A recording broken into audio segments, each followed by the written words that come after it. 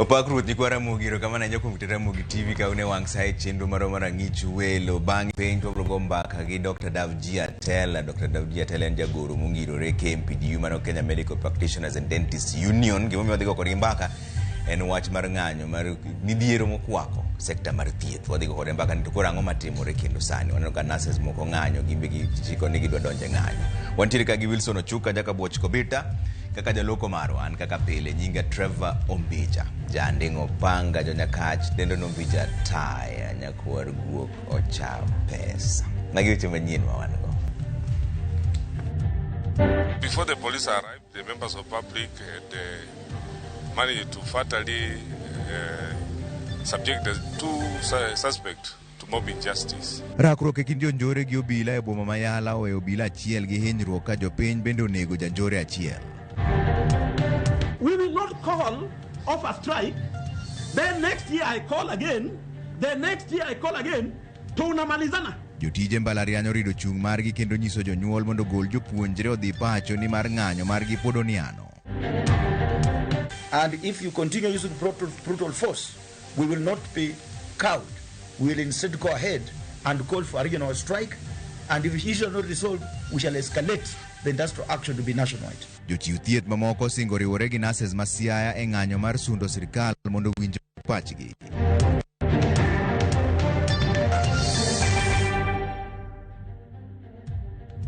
Kero kamano dwer winjo pachi 2-3-6-0 mondo nyiso kumiti kaminene Ramogi TV joneno mag Ramogi TV mati mataka kama makamu gi Clinton mar wang' neno kadem maneno kusoro ote mag wabro gomba kano bang' daka moko matin. Wachaka ni weche manyien ni jopiny onego jonjore areyo ka obila achiel mar okwach kich to yudo hinyruok e wiye kendo chwale od thieth bang' rakruok bedo e kind jonjorego kod obila e boma ma Yala otieno ma piny orugodo kawuono.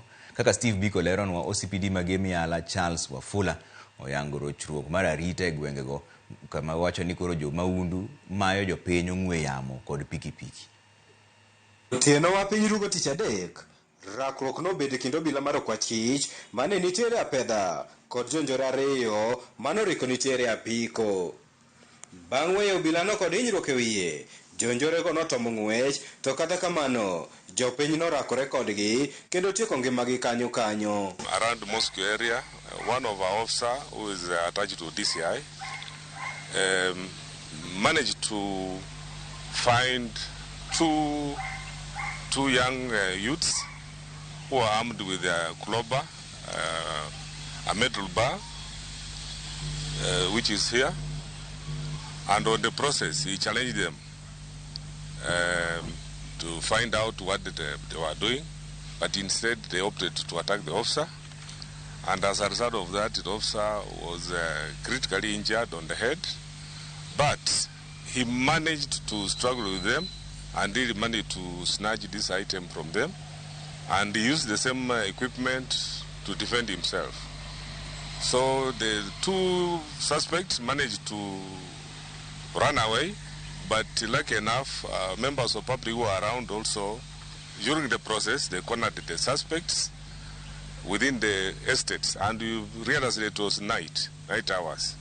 So before the police arrived, the members of public had managed to fatally subject the two suspects to mob injustice. Kindeno obila no noyudo chuma mabith kod apiko michich ni jonjorego osebedo katiyogo e kuo mar ng'we yamo kod apiko e alwora magem Yala. Officers rushed the scene and managed to recover one motorbike made with registration number KMGB 123T Boxer BM.150 red in color, which is here. Ringre jonjore ariyogo osechwale kar kano ringre ma Yala Sub County Hospital ka obila manoyudo hinyruok to dhi nyime gi yudo thieth. Currently, the bodies were taken to Yala Level 4 Hospital, and I just want to confirm that the bodies currently, we have not received any member of public or relative who has come to confirm the identity of the two individuals. And also, our officer who was injured was rushed to one of the facility here, a private facility called Olympus. E kindeno, Wafula noywago medruok mar kuo kod timbe maundu e alwora Mayala kowacho ni giseketo kenge mar rido arita e gwengego. It has been rampant for these individuals because they have been coming around, especially targeting students from Modera Okango, who normally, once they are moving around in the evening, they have been their target. So yesterday, it was not lucky on their side. Steve Biko, Ramogi TV, Siaya. Kwa kanyo ni jochiw thieth mamoko e kaunti ma Siaya ka moriwo clinical officers kod laboratory officers obwogo riwore kod nurses e ng'anyo kaponi tend kaunti no okochopo kare ng'ur mar nurses. Maendi biro ndalo achiel kende bang' nurses ma 20 hinyore ng'anyo modiochieng' manyoro bang' kanyo omonjgi kod jonjore. Judith Mondi lero nowachoni. Chudo mar osara e wang' sa, chwalo ng'eto mag hola, kungo kaachiel gi chulo kuma mag thieth, chopo kare chik mar duol matayo osara jotije piny owacho SRC, gin moko kuom ng'ur mane omiyo jochiw thieth mag nurses odhi e ng'anyo e kaunti ma Siaya. Odiochieng' manyoro ng'anyono ne ni odiochieng' mar 13, kendo kaka pile ne gichopo e apise mag tend kaunti no mar sundo gavana mondo omiyo winj ywakgi. Kata kamano jonjore nyomonjogi kendo mao jochiw thieth 20 ne oyudo hinyruok ma opogore. Monjno oywayo jotije mamoko mag thieth e kaunti no kama oting'o clinical kod laboratory officers makoro obwogo tend kaunti no ni ka ok owinjo ywak jowetegi to gibiro we dhi e tich. Jonjore omonjo nyimenewa gi owetewa manases kane timo demonstration e Siaya. Ne orni gi jonjore mogogi gi ludhe, moko masimu, moko hinyre, wan nyaka gi nurses ma nyotur nyoro. Nye onge gimoro amora mar lweny manye gin go. Nye gin gi otas gi wach manye gi wacho ni county motamore timo mapoko timo nyaka kawuono. Ni ponono ni government, county government ma Siaya oko address these issues mwagine mwawacho kawuono gi. Wan kaka wan ominege gi nyiminege manie health sector ka. Wadhi weyo tich mondo koro guns manye goyo gi jodaktache ka odhi otiyo osuptal mondo wan koro wabed oko kapodi thiedho wan. Komachielo e kaunti ma Nairobi, jotelo mag riwruok mag Kenya National Union of Nurses manonan oseyo ma okalo gavana ma kaunti ma Siaya James Orengo magikoni okorito ratiro mag jotije matiyo e kaunti no ahinya to mag sekta mar thieth. Aibu sana viongozi wetu ama wauguzi wetu kupigwa na raia ambao wametumwa na county government. Tunashindwa. Kiongozi Governor Orengo ni wakili ambaye ameheshimika sana katika nchi ya Kenya. Tunashindwa ni nini baada ya kupata uongozi, ni nini kimemuingia katika kichwa chake. Naamini serikali ya Siaya imewalipa ili kuharibu hao maandamano. Maandamano kwa katiba yetu ya Kenya kipengele cha 47 inatupatia ruhusa na idhini ya kuandamana hivi. Hata kama ni mimi peke yangu nimeona kweli kuna jambo fulani haliko sawa. Kakoro gichiwo chik mondo mi olos weche magisebedo ka gichwalo nono to gibiro luongo ng'anyo magalamoro makelo jochiw thieth te Nyanza. The only option you have is to ensure that these issues are addressed, and if they're not addressed, the nurses of Siaya will remain on strike the longest possible. And if you continue using brutal force, we will not be cowed. We will instead go ahead and call for a regional strike. And if the issue is not resolved, we shall escalate the industrial action to be nationwide. Because what is one of us is all of us. Kopogore kod Siaya, counties ma Nairobi kod Kiambu e kind mamoko, bende nitie midhiero e kind governors kod jochiw thieth. Judith Mondi, Ramogi TV. Riwruog jolony e yor omenda mong'ere kaka ISPAC ochwalo ng'ur margi ne duol makedo gi mibadhi pacho kaendi EACC ka gidwaro mondo miyo tim nonro ewi yor kawo jotich ma okumba mar thieth mar SHA. Maendi kaluwore ni achiel kuom jotije okumbano Andrew Rotich nolalo tije e yo ma riwruog ISPAC wacho ni ok ong'ere makare tok chiwo nonro ewi ute thieth makoto SHA. ISPAC bende dwaro mondo ochiw arita ne Rotich kod anyuola mare. While recruitment processes are the prerogative of appointing authorities, the circumstances surrounding the non-inclusion of CPA Rotich and 2 other deputy directors in the latest shortlist raises issues of public interest. ISPAC's concern is that if left unaddressed, such developments could inadvertently discourage professionals from speaking out on accountability matters. Jonyuol koro jiwo mondo kaw nyithindegi mantiere mbalariany mag sirikal ka ng'anyo mar jopuonj kod jotije mbalariany ochopo e juma mar adek. Kane giloso gi jofwambo, jotijego wacho ni kata bed ni bath dwachgi osechop kare, ok gibi nyono klas nyaka sirikal chop dwachgi duto. Simfros Okinda nigi ler mar wachni. Ng'anyo ma jotije mbalariany nitiere jumbe mar adek. En gima koro rocho kalenda mar somo ne jopuonjre mbalariany mag sirikal ka kilese koro yudo tije mamoko, moko kuomgi olok paw tuke kod jopuonjre ma piny otaro. Riwruok ma jopuonj mbalariany WASU kod mano ma jotije mbalariany KUSU onyono ka tiendgi ni ng'anyono ok bi rumo machiegni ni nyaka dwachgi duto chop kare. Wan gi 7.9 billion arrears. An kama chunye ni arito 1 million kwa sirikal. Mano nego bed ni chulo in 2021. We are in 2025. Mano pogi wuoye. 2025, 2029 gitimo sani, gisechako wuoyo, but pok jowinjore. Koro onge kaka wanyalo dok e class. We will not call off a strike. Then next year I call again. Then next year I call again. Tunamalizana. And get it. 2025, 2029 CBA will be negotiated, signed, registered, and implemented. Bank alert, ndio unarudi class. If you go before the bank alert, if any of our members go back to class before the bank alert, never in life ask me about a CBA. Kotelne gi kojagoro maduong' mar WASU Constantine Wasonga, jopuonjgo yango rochni mosebetie e winjruok margi mar kindi 2017 higa mar 2021 ka giseyo duol mar SRC kuom siko biwo miriambo motame chulogi kata bed ni doho nosegolo wach ewi wachno. Annual increments were not paid because we were just moving from the scales on a straight line. So when somebody says that they paid automatic annual increment, we are just wondering. It is this same SRC that brought confusion about the implementation of this CBA. They were in court. They canvass their issues that they are raising now. The court did not agree with them. They went to court of appeal with the same issues they are raising now. The appeal flopped. Jopuonjgo masani koro chope kode tiegruok pile ka pile maneno ni onge somo madhi nyime, okwado jotend mbalariany ma giwacho ni sani koro buogogi mondo gidok e class.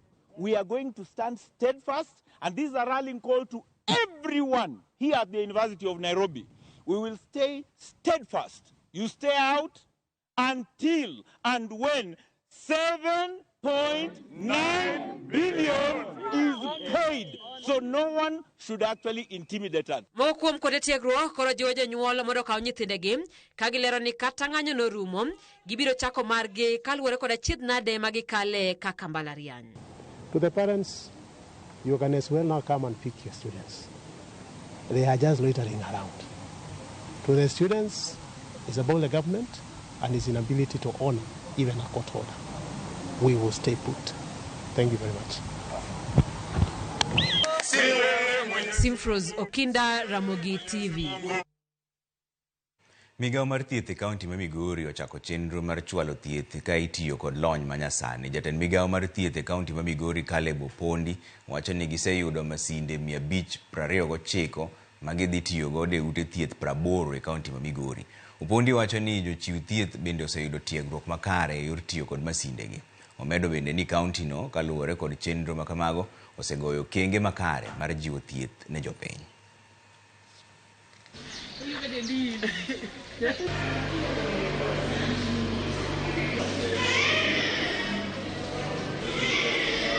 I want to say that as a county, we are gearing towards digitalization of all our health facilities.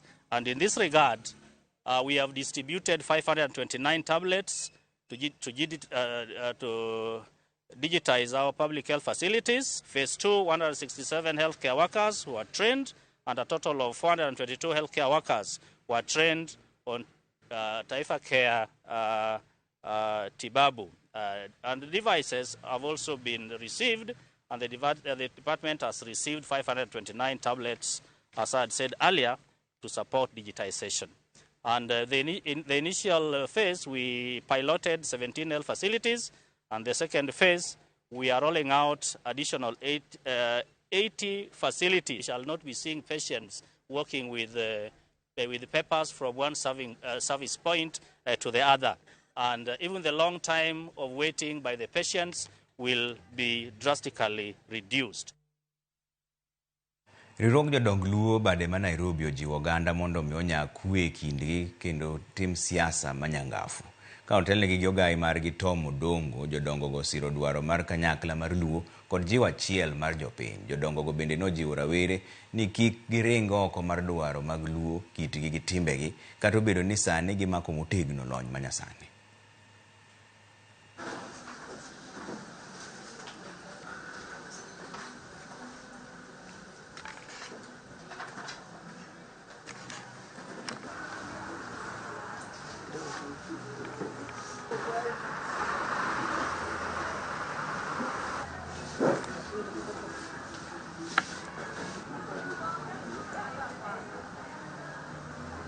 Today, we have come together as Ogai Mag Pinje Luo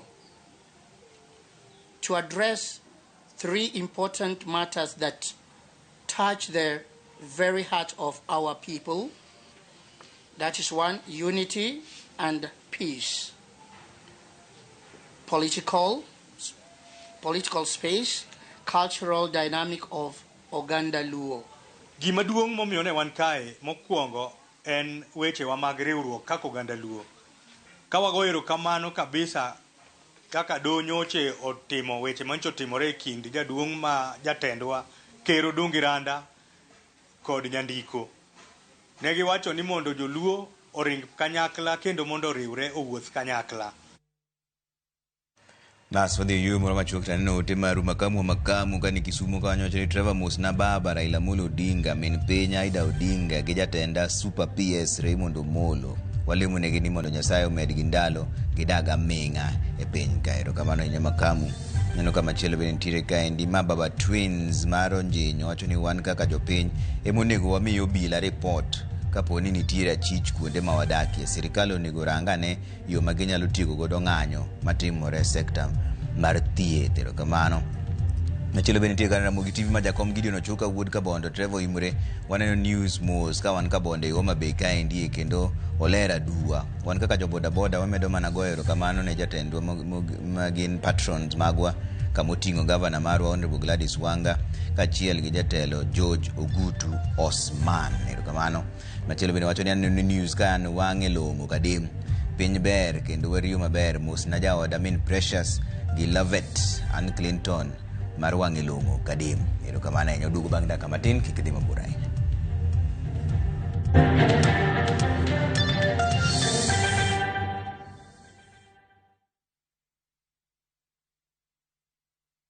Sayudo nyodo ni kelo nyako chia cholokore nyeje lunga ni sandi nango nyako chia ni giere kendo jalo siko ka chandi gi mon nyako chia utemo ka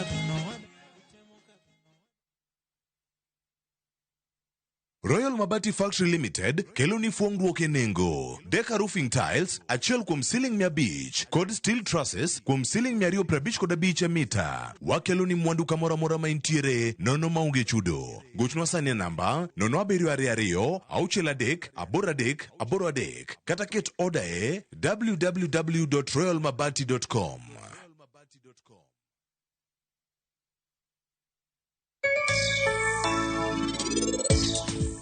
Ang'eyo ni nitie gimoro marach. To en ang'o marach kode? Moko nyal pimo na kae to an jaode. An bende an gi ratiro mar ng'eyo gimoro amora machande kaka jaode. To en ok odwa wachona.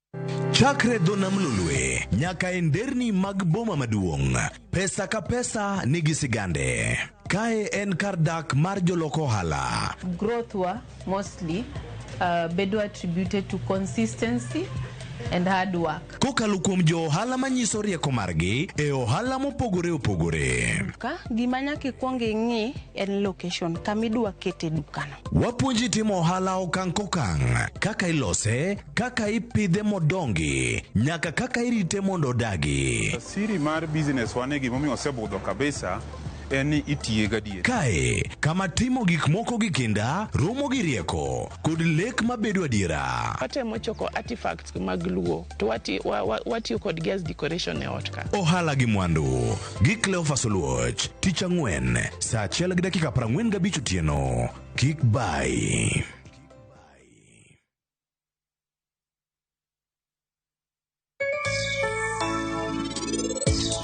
Oro jatelo asai bende ni nyalo wachonwa gimoro kuom jaodi nikech pachu aneno kadhi maromre.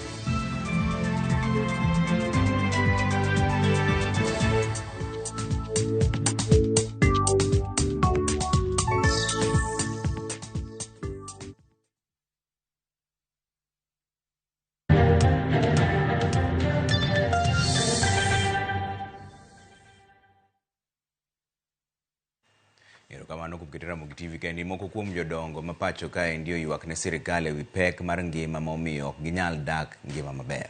E twak margi e kinde nyasi mar ringo odiochieng' jodongo mane obagi e kar tiegruok mar PC Kinyanjui TTI man Nairobi ka, jodongo go ywak ni kata chudo ma imiyogi mar Sh2,000 dwe ka dwe nok ma ok nyal chopo dwaro margi. Bende gi ywak ewi midhiero mokwako chudo mar okumba mar thieth miluongo ni SHA ma koro chunogi ni gitii kod omenda mathoth e manyo thieth giwegi.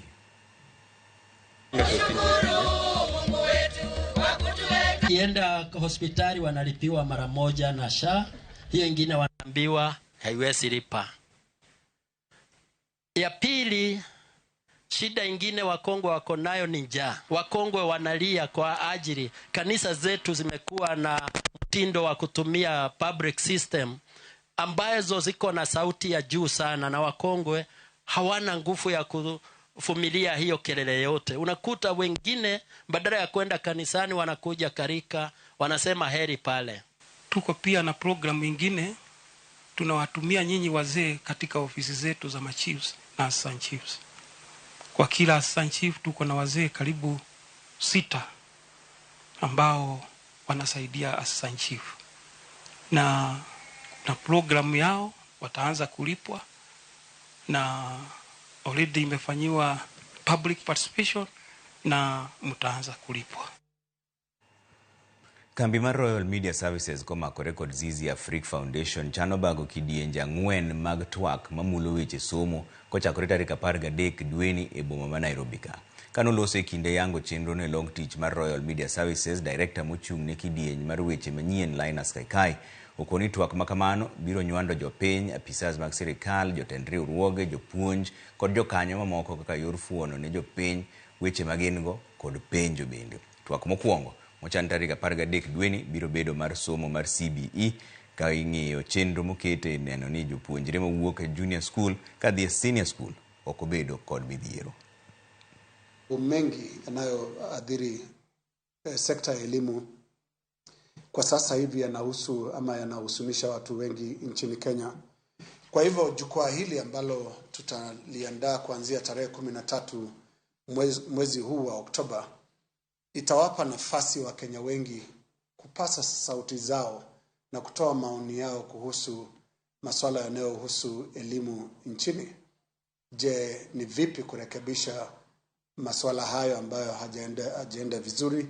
Ni vipi kuendeleza yale ambayo yanaendelea vyema?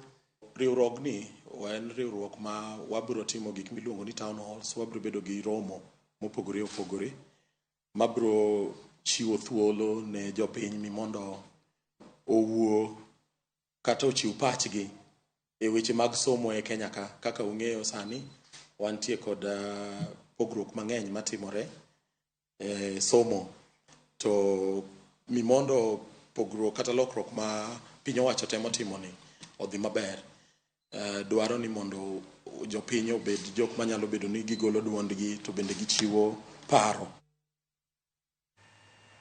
Ringre mosenindo jaod bura machon Marongo Dalmas Otieno ne otimne alam makende alap Marongo ka bende oganda e kaunti ma Migori ne oyudo thuolo mar neno ringre mosenindo. Kaka jafwambo marwa George Juma lero, ikruok koro dhi nyime ni ik mar Dalmas odiochieng' makiny.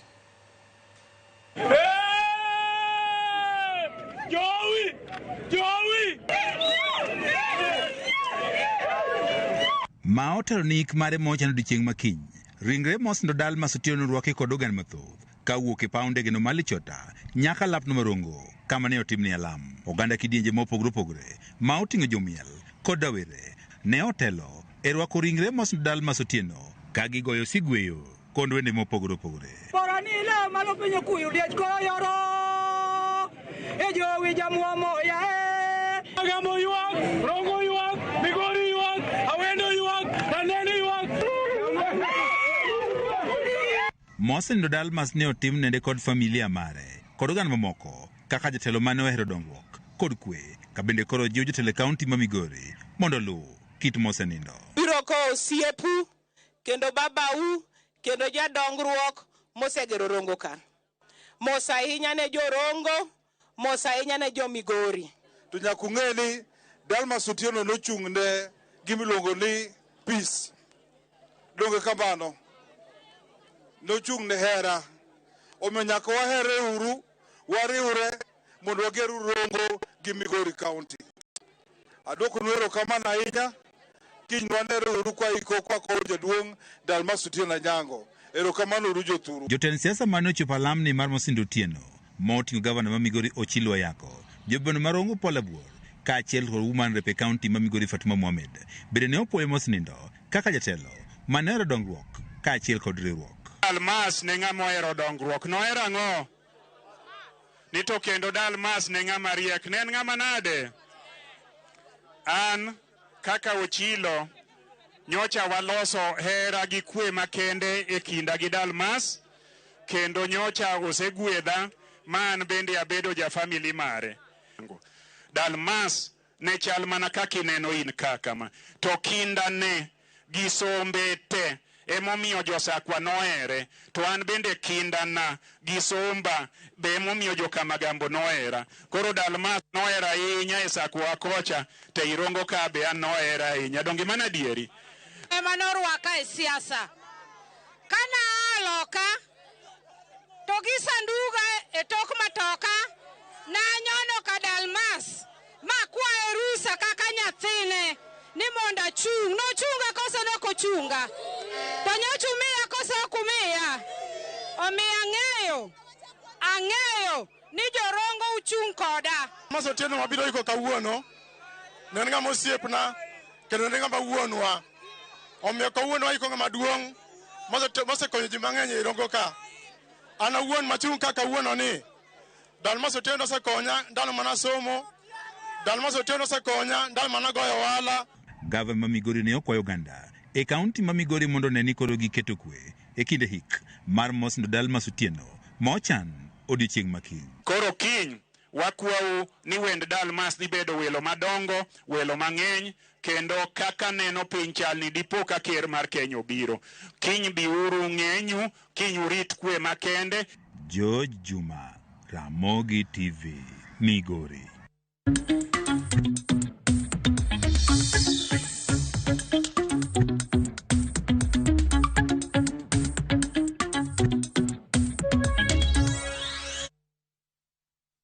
Madonyo weche mag ohala ni jatend piny Kenya William Ruto koni Kenya osegoyo kenge malong'o mag nyayo chiemo pacho ka kokalo kuom weche mag pur kod pith ma Kenya oketo maino. Kanolose kinde nyasi mar nyiso mwandu pur kod ohala e show ma Jamhuri Park Nairobi ka, Ruto koni sirikal ne ochiwo mbolea makare kendo momiyo jopur koro osebedo kod yuto kendo nigi yuto mabup. Ruto okoni lwasi mar pur ibiro med bero kendo nengo mwandu mawuok e lowo dhi bedo kare ne jopur. Weche go nosir kod gavana ma Nairobi Johnson Sakaja mawacho ni thoth sukari ma itiyo godo pacho ka sani koro kuoge e pinje malibamba. Kipindi cha miaka mitatu tumetekeleza mageuzi makubwa ya kijasiri na ya kubadilisha mfumo na matokeo sasa yanaonekana wazi. In 2023, we launched the Kenya Integrated Agricultural Management Information System to register farmers on a digital platform and improve service delivery. Today, 7,100,000 farmers are active on the platform, up from only 300,000 in 2022. The full potential of agriculture has for long been constrained by formidable changes and challenges. Prolonged droughts, sudden floods, and erratic rainfall. It is for the first time now that we are not importing sugar as a country. People don't realize that it has never happened before. Kule Western, najua wakulima wetu wanafurahi, miwa inanunuliwa na inalipiwa. Jodak ma Kisumu ahinya to modak e gwenge ma Kibuye, Kaloleni kod sub-counties ma Muhoroni iyango ni dhi yudo konyruok maduong' e yore yudo kar dak manyasani. Maendi en bang' winjruok manobede kind tend county ma Kisumu kod bad migawo mar riwruoge pinje UN Habitat e wi chenro miluongo ni PNUA. Chenro ma kamano iyango ni dhi konyo e gedo mar ute manigi kuonde nindo 2 gi kuonde nindo 3. E bwo chenro no bende oyangi ni ute 20 ibiro ger ne jogo maonge nyalo. In the negotiation and putting, in regard to the private house where the ECD was in second again. The time we'll be doing the first 2 blocks that will be able to accommodate at least 24 units. We'll have only demolished 4 units. So the 4 will be accommodated there, and half the residents of Kibuye will be accommodated in this block. Yeah, so we don't expect any displacement of anybody. We hope that working around housing, working around urban development, and looking at the tremendous potential that Kisumu offers, we can, we can experience, we can pilot here, and we can share this knowledge with other local and regional governments in Kenya, but also in Africa, in the global south. Those who can afford good houses, we give them space to build those houses and sell them. Those who are poor and cannot afford to build their own homes, we do build those houses and either rent it to them or give them the opportunity to buy and settle in them. Now this new partnership for housing development that we have here focuses on that section of society which is less privileged, less endowed with resources to build their own homes. Jokanyo riwruok mar Lake Victoria Aquaculture Association LVA makelo kanyakla jopith rech koro dwaro ni piny owacho okete tim chike marito nam lolwe kaluwore kod masiche mag tho mar rech ei pi. LVA wacho ni koso keto time chike matayo pith mag rech en achiel kuom gigo makelo pek e pith mar rech kendo nyuolo masiche masaa ka saa. Gikwayo migepe matimo nonro e nam kaka Kenya Maritime and Fisheries Research Institute mondo tim mapiyo kendo gol nonro e wi tho mag rech mayando timore dho wath madunga.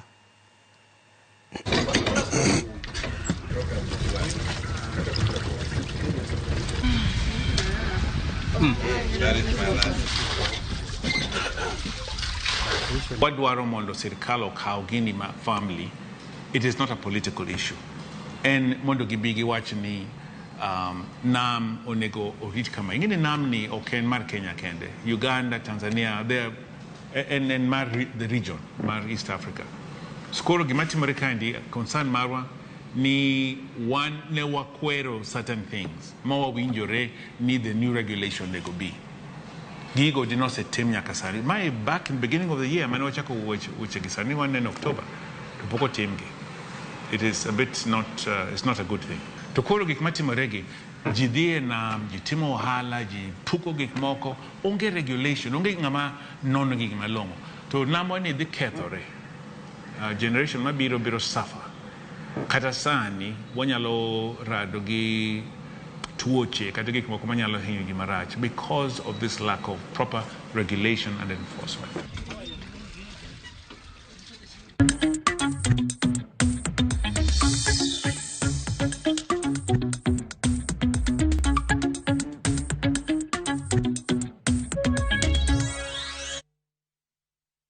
Bas wadhi yumoro machoko dogo bang' dakika matin mondo donjne weche mag tuke taneno kuseoro ote mag 2-3-6 Ramogi TV ma ndio Wino Volvo wacho ni ng'anyo thoth zaidi e piny owacho masani ni awuoro.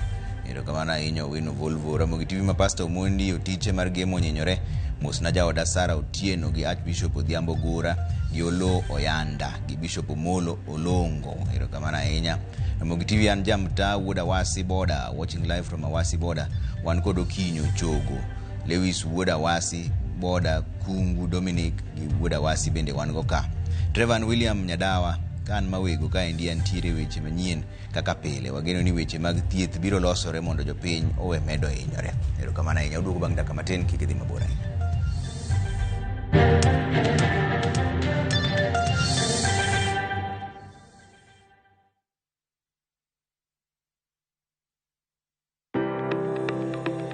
Ringreni wuoyo, to be ichiko iti, en aonda, rem mora mora, en ranyisi ni ringreni wuoyo kodi, e penj laktar, walero weche ma ringreni temo nyisi, ka wakelo ni paro mag jomolony. To wacho ni mondo mibed gi rageng' maber, nyaka bed ni chiemo makare, nikech askeche gi iloso kuom chiemo makare michamo. Paro manyalo reso ngimani. Kochopo kar food allergy kae, to kinga ma del ma ng'ato chako gore gi chiemo mochamo. Kod weche mag thieth mayudore achiel kachiel kuom joma olony. Nyalo bedo ni ng'ato nigi ratil man malo. Koro konyono to onyono to choke cartilage ka toyore konyono nikech ratil mare man malo. Mano nyalo miyo bende ng'ato nyalo yudo arthritis no. E penj laktar gi Ruth Otieno, wuok tich nyaka tich abich, saa 12 odhiambo, mana e Ramogi TV.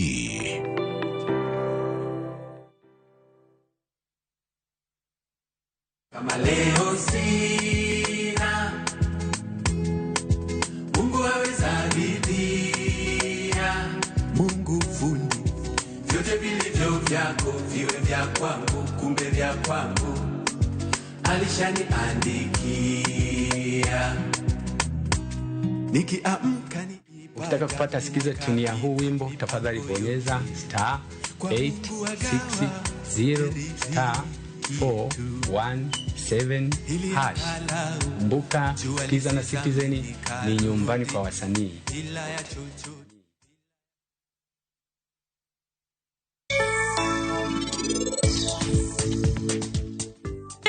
Giluor ahinya to ji ariyo mochung' kanyo go en ng'ato gi jaode. Oho, mano wach maber. Guys, pamneuru jogi.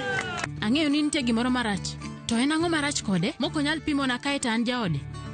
An bende an gi ratiro mar ng'eyo gimoro amora machande kaka jaode. To en ok odwa wachona. Nawachne pari gimoro amora koso? Awuok gi niti mondo apimne. An natimo richo maduong' ahinya kuom biro kae gi niti.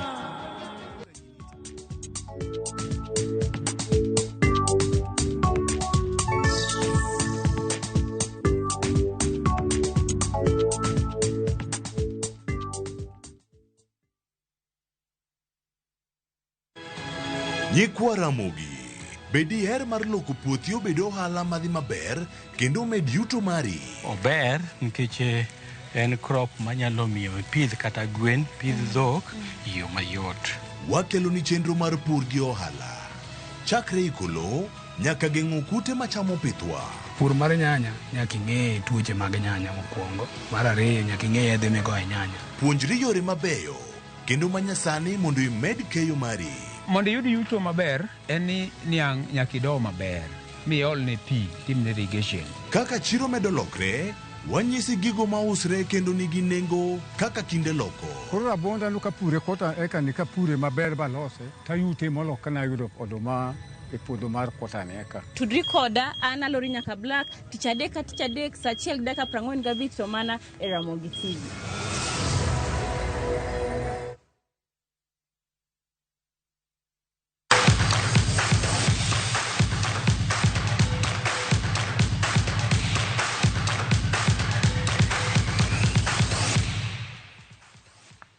Rajane weche mag tuke ni duond bura mar ODM biro bago tuke adhula mar osiep kaka yor dhialo higni 20 nyaka ne chak duond burano.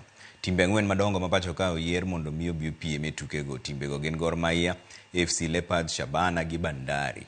Jaloch e tukego dhi yudo siling milion 1, ka namba 2 dhi yudo Ghana 750, eka namba 3 yudo nus milion.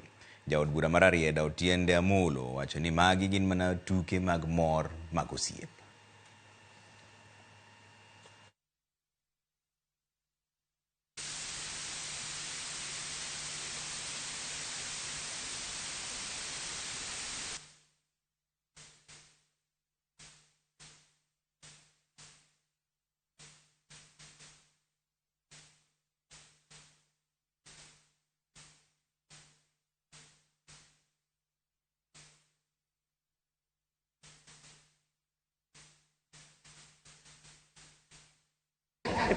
Anyway, I want to take this opportunity to thank ODM. You know very well that the party leader, Honorable His Excellency Raila Amolo Odinga, is the patron of Gor Mahia Football Club. So there was no way we were going to decline your advert to come and participate in this prestigious tournament. And to FC Leopard, Shabana, thank you also for accepting to come and play where the big boys are, that is Gor Mahia. But one thing that I can assure you that mutatoka bila kikombe. Kikombe ni yetu kama Gor Mahia. Having said that, I'll only say three things. First is about the Chungwa Nation Select FC. This is going to be an exhibition match, not a competitive match like the others. So, although we'll be playing a select team from the third place playoff, we expect that those of you who are former footballers, Treasury Ninja, to also, Daktari, to adorn Shabana colors and come and play. Jotugo machon mag adhula mawuok e pinje mag Afrika ma ugwe norakore e tuke mag osiep manotimore e alap ma mbalariany ma Nairobi. Tukego nokelo kanyakla jotugo manogocho ne Kenya, Uganda gi Tanzania. E tugono, Tanzania nokawo okombe bang' loyo Kenya gol 1-0 e final. Manen jatugo mar Gor Mahia gi Harambee Stars Bobby Ogol nokwayo rowere masani mondo ket tuk adhula e chunygi nimar ichulogi mopogore gi kinde machon ma ji ne goyo mana adhula mana kuom hero margi. Kuendeleza kazi. Good ball by John Cho.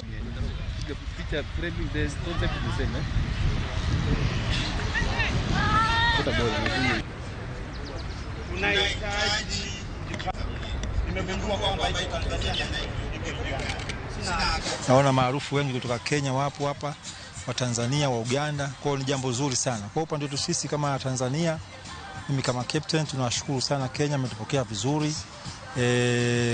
Tumeona support imekuwa nzuri kama tuko nyumbani kabisa. Kwa hiyo tunajisikia faraja kwa kusema la kweli. Na tunapenda kama tuendelee kukaa tena, lakini ndio mashindano yameisha leo na tumechukua ubingwa kwa kuwafunga Kenya goli 1-0.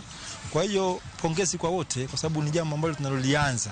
Kina lomane wago mpira michulo ni neonge ni wago mpira kechwa hero basane gima yalo konyo ntinde masani ni mpira magigoyo ni ndi ichulogi yomenya hakika imotegno kata kamano gimose timore sani wa mor kabisa kaka waromo gosepewa moko nwaneno igini pira ngwen mokadho endalo mang'eny aramor gimo timore en mani ntinde matindende mondo puonjre kuomwa gik mwasetimo wan ka nikeche Nyasaye hero wan to nyaki heri kendi mokuongo eka Nyasaye bro heri emomiyo atimo hero kamano ku ndalario mokadho go eko wasemor kaka waromo go jowetewa machon. Tim mar Kenya mar wheelchair fencing no yier kawuono alap ma Kasarani. Tim no dhi chung' ne Kenya e tuke mag laro simbo mar piny ngima e piny ma Thailand dwe manyien. Kaluwore gi president mar wheelchair fencing Agnes Oluoch, gisebedo gi ikruok makare ne tukego ka opuoyo ni Afrika ma ugwe mana Kenya kende ema dhi chung' ne Afrika. Tukego gin mag ji manigi ng'ol kendo gitimore higa ka higa.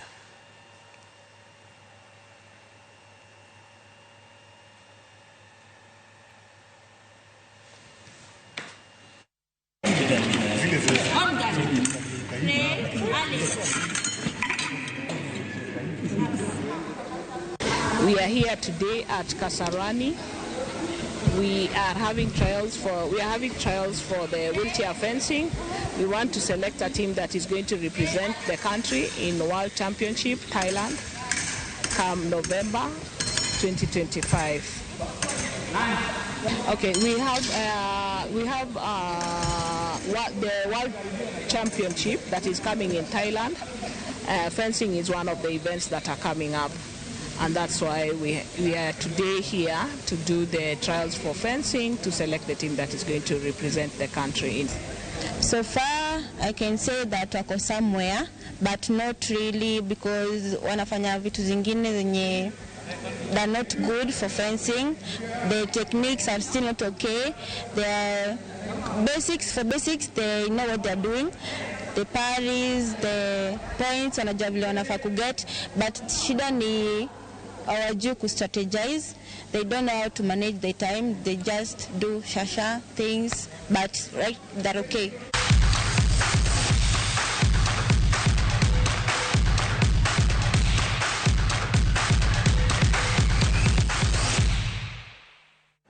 Bas mane kama lore chenro mara ngichwelo ka wantiere ka gi Wilson Ochuka jaka Boch Kobeta kaka jaloko marwa ka Nyasaye yie to bro kendo sa 3 mondo wago mbaka an kaka pile nyinga Trevor Ombija jandingo panga jo Nyakach dendo no Ombija tae nyakwar guok ocha pesa wanere sa 3